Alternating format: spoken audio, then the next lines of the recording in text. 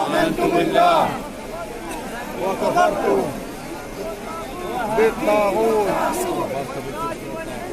والنات والعزة وعبادة الشيطان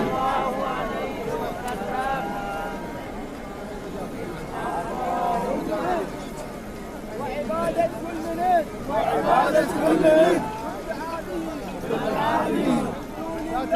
من دون الله.